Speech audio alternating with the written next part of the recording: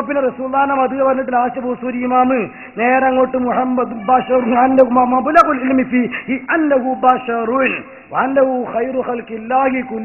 പറഞ്ഞതുപോലെ ഇനി അധികം പറയാതെ നിർത്തൽ എനിക്ക് മാർഗമുള്ളൂ.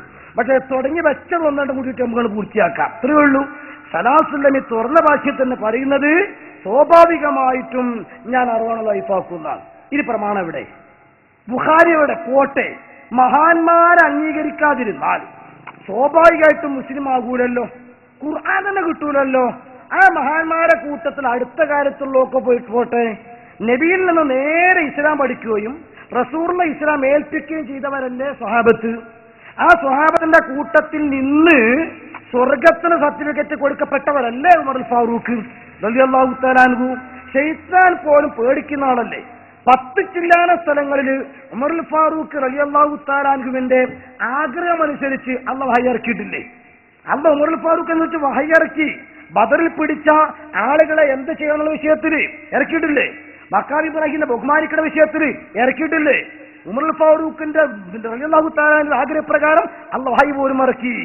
ആ ഉമറുൽ ഫാറൂഖ് റളിയല്ലാഹു തആല അൻഹു തറാവീഹ് തന്റെ കാലത്ത് 23 റക്അത്ത് നിസ്കരിച്ചു എന്നത് നിരവധി ദലായിലുബയിൽ മാത്രമല്ല, വൈക്കി ഇമാമിന്റെ വേറെ മുവത്തിൽ മാത്രമല്ല, ദുർഖാനി മാത്രം ഒരുപാട് ഗ്രന്ഥങ്ങളിൽ അതനുസരിച്ചാണ് ശൈഖ് അഹ്മദ് കാരക്കുന്ന് ജമാഅത്ത് ആൾ പോലും എഴുതിച്ചു.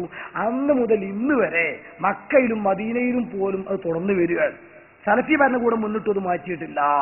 അപ്പൊ നമ്മൾ പറഞ്ഞു കൂട്ടരെ ഉമറുൽ ഫാറൂഖിന് തിരിഞ്ഞത്ര ഹദീസ് നമുക്ക് തിരിയില്ലാന്ന് ഉറപ്പല്ലേ? അല്ലങ്ങളും നീന്തിച്ചു നോക്കിക്കോളുങ്ങൾ.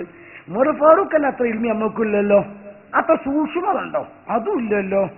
പിശാചിനെ പോയിണ്ടോ? അതും ഇല്ലല്ലോ.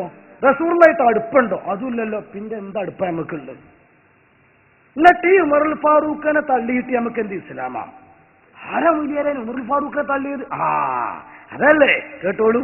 മുജാഹിദിന്റെ മൗലവി പറയുന്നത് എന്ത് തെളിവുകൾ പറഞ്ഞാലും ശരി, ഉമറിന്റെ കാലത്ത് അങ്ങനെ ഇല്ലേ എന്ന ലാസ്റ്റ് നിങ്ങൾക്ക് പറയുള്ളൂ. ഉമറിന്റെ കാലത്ത് ചെയ്തത് ദീനിൽ തെളിവല്ല.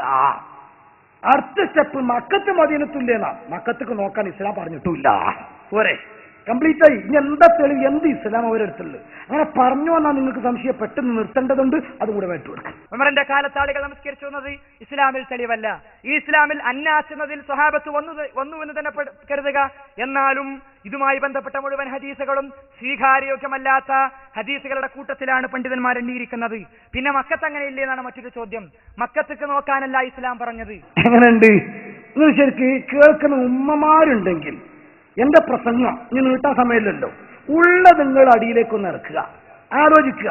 സയ്യിദുനാ ഉമറുൽ ഫാറൂഖ് റളിയല്ലാഹു തആല അൻഹു മഹാനവരവരുടെ കാലഘട്ടത്തിൽ ഇസ്ലാം അല്ലാത്ത എന്തെങ്കിലും നടക്കുമോ? അത് വിശ്വസിക്കാൻ പറ്റും മുഅ്മിനായ മനുഷ്യന്? അസ്ഹാബി കന്നുജൂം, എന്റെ സഹാബത്ത് നക്ഷത്രത്തുല്യരാണ്. അത് മൊത്തം. അതേ സമയത്തോ ഖുലഫാഉർ റാഷിദീൻ അൽ മഹ്ദിയീൻ, അവർ ഹിദായത്ത് സിദ്ധിച്ചവരാണ്. റസൂലുള്ളാഹ് والسابقون الأولون من المهاجرين والأنصار والذين اتبعوهم بإحسان رضي الله عنهم ورضوا عنه. ഇസ്ലാമിലേക്ക് സർവാത്മന കടന്നു വന്ന മുഹാജിറുകൾ, ആവശ്യമായ സഹായ സഹകരണം ചെയ്തു കൊടുത്ത അൻസാറുകൾ, അവർ നല്ല ഉദ്ദേശത്തോടെ പിൻപറ്റിയ പിൻഗാമികൾ, അല്ലാഹു അവരെ പൊരുത്തപ്പെട്ടു കേട്ടോ. അല്ലാഹുവിനെ തിരിച്ചും തൃപ്തിപ്പെട്ടു കേട്ടോ. അല്ലാഹു പൊരുത്തപ്പെട്ട സ്വഹാബാക്കിറാം, അല്ലാഹുവിനെ പൊരുത്തപ്പെട്ട സ്വഹാബാക്കിറാം, അവരെ ലീഡറായ ഉമറുൽ ഫാറൂഖ് റളിയല്ലാഹു തആല അൻഹു മഹാനവർകൾ ഖലീഫയാകുന്ന കാലത്ത് മക്കയിലും മദീനയിലും പരിസരത്തുമുള്ളത് ബാക്കി മുഴുവനും സ്വഹാബത്തല്ലേ? ഇനി ഉണ്ടെങ്കിൽ ഏറി വന്ന കുട്ടികളാകുന്ന താബീങ്ങളുമല്ലേ?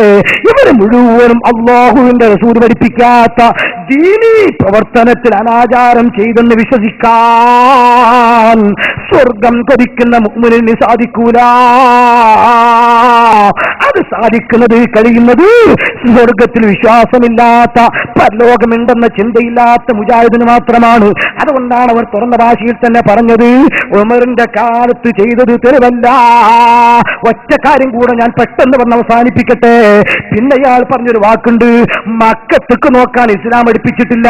അത് പ്രമാണം പ്രമാണമാണെന്ന് ഞാൻ പറയുന്നില്ല. പക്ഷേ മറ്റൊരു മൗലവിയുടെ പ്രസംഗം നിങ്ങൾക്ക് ഞാൻ ഇട്ടുതരുന്നു. അദ്ദേഹം തുറന്ന ഭാഷയിൽ തന്നെ നമ്മളെ പരിഹസിക്കാൻ വേണ്ടി മറ്റു സ്ഥലത്ത് പ്രസംഗിച്ചപ്പോ പറഞ്ഞു, വിശുദ്ധ ഖുർആനിൽ ഒരുപാട് സൂറത്ത് ഇറങ്ങിയതല്ലേ മക്ക, അതിനെങ്ങനെയാ വിശ്വസിക്കാൻ പറ്റുക, അവഗണിക്കാൻ പറ്റുക? സത്യവിശ്വാസിക്ക് അവഗണിക്കാൻ പറ്റൂല. ഇയാൾ പറയാം മക്കത്തൊക്കെ നോക്കും വേണ്ട. അപ്പൊ ആരാ സത്യവിശ്വാസി അല്ലാത്ത? അതും കൂടെ പറഞ്ഞ വിഷയമാണ് ജോയിന്റ് ഔട്ട് കൊടുക്കുക. ഖുർആനിൽ 91 അധ്യായം ഇറങ്ങിയ മക്ക അതെങ്ങനെ അവഗണിക്കാൻ പറ്റുക? ഈമാനുള്ളവൻ എങ്ങനെ മക്ക അവഗണിക്കാൻ പറ്റുക? ഖുർആനിൽ 91 അധ്യായം ഇറങ്ങിയ മക്ക അതെങ്ങനെ അവഗണിക്കാൻ പറ്റുക? ഈമാനുള്ളവൻ എങ്ങനെ മക്ക അവഗണിക്കാൻ പറ്റുക? ഈ ചോദ്യം അവസാന ഭാഗത്തെങ്കിലും മുജാഹിദ് സുഹൃത്തുക്കളെ മനസ്സിലിരിക്കട്ടെ. കാരണം പെർമിറ്റിന്റെ സമയത്ത് തീർന്നു എന്ന് പറഞ്ഞിട്ട് വിളിപ്പിക്കുമ്പോൾ ഇൻഷാല്ലാ നമുക്ക് നിർത്താം. നിയമം നമുക്ക് ഒരിക്കലും തന്നെ ലംഘിക്കാൻ പാടില്ല. പക്ഷേ ഈ ചോദ്യം നിങ്ങളെ മനസ്സിൽ തറച്ചുകൊണ്ടിരിക്കണം. പരിശുദ്ധ ഖുർആനിൽ 99 സൂറത്തിറങ്ങിയ മക്ക എങ്ങനെ അവഗണിക്കാൻ പറ്റിയ? സത്യവിശ്വാസിക്ക് എങ്ങനെ അവഗണിക്കാൻ പറ്റുക? മൂമിനുകൾക്ക് എങ്ങനെ അവഗണിക്കാൻ പറ്റുക? ഇത് അവഗണിക്കുന്ന മുജാഹിദിനെ ഞമ്മക്ക് എങ്ങനെ പരിഗണിക്കാൻ പറ്റുക? ഇത് അവഗണിക്കുന്ന മുജാഹിദ് ഞമ്മക്ക് എങ്ങനെ പരിഗണിക്കാൻ പറ്റുക?